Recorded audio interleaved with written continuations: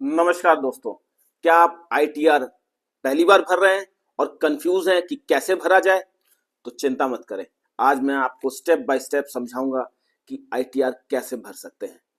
और अगर आप बिगिनर नहीं हैं तो इससे अगली वाली वीडियो आपके लिए बहुत ज्यादा महत्वपूर्ण है। स्टेप 1, इनकम टैक्स रिटर्न मतलब आईटीआर क्यों जरूरी है।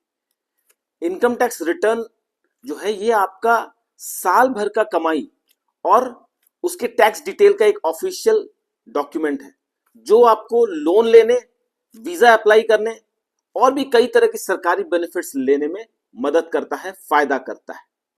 स्टेप 2, सही फॉर्म का चुनाव करें। अगर आप सैलरी, इनकम या किसी मकान के किराए से अपना इनकम पाते हैं, अपनी आमदनी लेते हैं, तो आईटीआर फॉर्म 1 को सिलेक्ट करें। और अगर आपकी इनकम मल्टीपल सोर्सेस से है या आप एक बिजनेसमैन हैं, आपको बिजनेस से कमाई आती है, तो आप आईटीआर फॉर्म 3 या 4 भर सकते हैं। स्टेप 3, अपने डॉक्यूमेंट्स तैयार रखें, जैसे पैन कार्ड, आधार कार्ड, फॉर्म 16A, बैंक के स्टेटमेंट्स और अपने इन्वेस्टमेंट प्रूफ जैसे एलआईसी, एनपीएस या और भी कहीं आपने जहां इन्वेस्ट किया है उसके documents. Step 4, income tax file कैसे करें। आप इनकम टैक्स की वेबसाइट incometax.gov.in पर जाएं और वहां जाकर के ई फाइलिंग में जाकर के अपना आईटीआर फॉर्म भरना शुरू करें।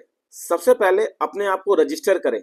अगर आप पहले से आपने उसमें रजिस्टर नहीं किया है तो रजिस्टर करने के बाद, अगर आपने रजिस्टर कर रखा है तो आप लॉग इन करें। लॉग इन करने के बाद ई फाइल, उसके बाद इनकम टैक्स रिटर्न, उसके बाद असेसमेंट ईयर सेलेक्ट करें कि आप किस असेसमेंट ईयर में भरना चाहते हैं। फॉर्म सेलेक्ट करें, सही फॉर्म का चुनाव बहुत जरूरी है।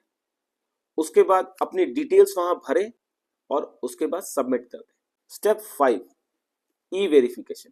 ई वेरिफिकेशन बहुत जरूरी है। ये आप आधार लिंक्ड ओटीपी से भी कर सकते हैं, इंटरनेट बैंकिंग से भी कर सकते हैं और बैंक अकाउंट के जरिए भी इसको किया जा सकता है।